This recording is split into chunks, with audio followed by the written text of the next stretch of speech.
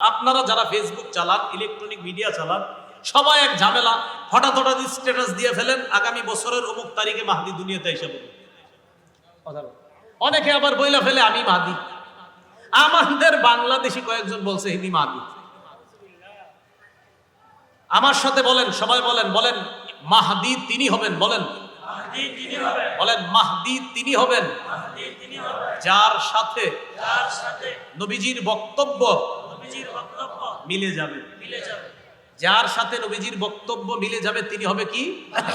মাহদি হবে। এখন দেখি রসুলের বক্তব্য কিছু মিলানোর পর আর কোনোদিন স্ট্যাটাস দিবেন না উল্টা পাল্টা যে মাহদি আয়া বলবে আগামী বছর অমুক তারিখে, এটি দিবেন না। কথা রমজানে তো কিয়ামত ঘটায় ফেলছিলেন। ইবনে মাজাহ 4083 নম্বর হাদিসের বর্ণনা। عن أبي سعيد الخدري رضي الله تعالى عنه قال أن رسول الله صلى الله عليه وسلم قال নবীজি বলেন ইয়াখরুজু ফি উম্মতি আল মাহদি। নবীজি বলেন আমার উম্মতের মধ্যেই মাহদি বের হবে। ইয়াকুনু ফি উম্মতি আল মাহদি, মাহদি আমার উম্মতের মধ্য থেকে বের হবে। সুবহানাল্লাহ। তাহলে একটা পাইলাম মাহদি এই উম্মতের মধ্যেই হবে মাহদি। এরপরে নবীজি বলেন ইনকুসিরা ফাসাবউন ওয়া ইল্লা ফাতিসউন, তিনি হয়তো 7 বছর রাজত্ব করবেন, না হয় 9 বছর রাজত্ব। বলেন তো সবাই মাহদি কোন উম্মতের মধ্যে হবে? মাহদি কয় বছর রাজত্ব করবেন? অথবা 9 বছর। আর কি ফাতানআম ফিহি উম্মতি নি'মাতান লাম ইয়ানআমু মিসলাহা কাত্তু। নবীজি বলেন মাহদির সময় আমার উম্মত এত প্রাচুর্যের অধিকারী হবে, এই পরিমাণ প্রাচুর্যের অধিকারী উম্মত আগে কখনো হয় নাই। এত পরিমাণ প্রাচুর্যতা আল্লাহ তাদেরকে দিবেন। কি পরিমাণ প্রাচুর্যতা? কয় তুতি উকুলাহা, জমিন তার পেটে যত সম্পদ আছে সব বের করে দিবে। নাও নাও নাও, সব বের করে দিবে। ওয়ালা তাদাখিরু মিনহা শাইআ, জমিন তার কোনো সম্পদকে জমা করে রাখবে না। ওয়াল মালু ইয়াউমা ইদিন কুদুস, মাল জমা হয়ে পড়ে থাকবে।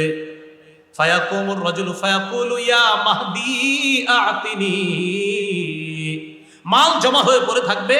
মালের সামনে এক ব্যক্তি দাঁড়ায় বলবে মাহদি আমারে কিছু দাও। মাহদি বলবে খুঁজ, যা মন চায় নিতে থাকে। তাহলে বলেন তো মাহদি কোন উম্মতের মধ্যে হবে? এই উম্মত। কয় বছর রাজত্ব করবে? বাস গেল একটা। এবার আসেন দ্বিতীয়। মাহদি যিনি হবেন তার কপালটা হবে চওড়া, নাকটা হবে উঁচু। মাহদি যিনি হবে কপালটা হবে উজ্জ্বল, চওড়া, নাকটা হবে উঁচু। এখন খোঁজেন কার নাক কপাল এরকম আছে। আমগো তো এরকম হইতে পারে। মাহদি যিনি হবেন 7 বছর রাজত্ব, 9 বছর রাজত্ব, কপালটা উঁচু হবে, উজ্জ্বল হবে, নাকটা হবে উঁচু। তিনি পুরো পৃথিবীতে ইনসাফে পরিপূর্ণ করবেন।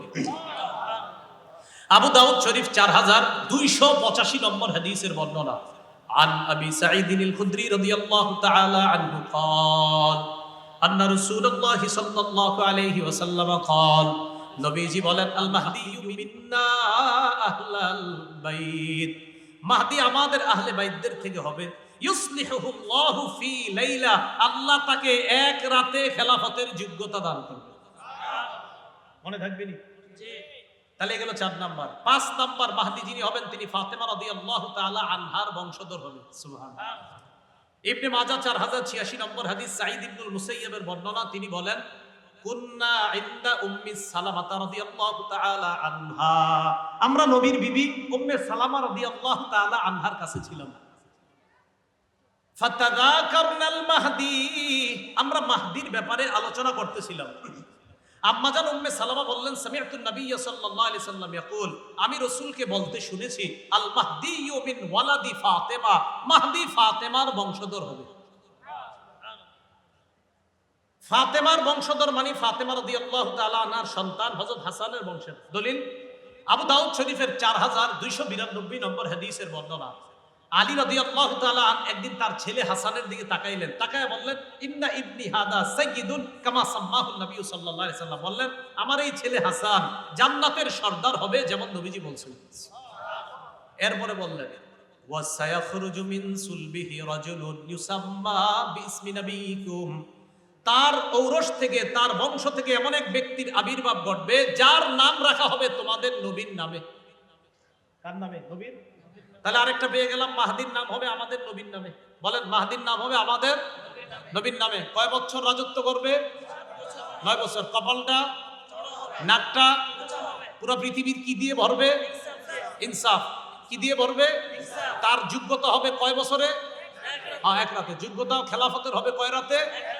তিনি নবীজির কোন মেয়ের বংশের থেকে হবে? ফাতেমার কোন ছেলের বংশ থেকে?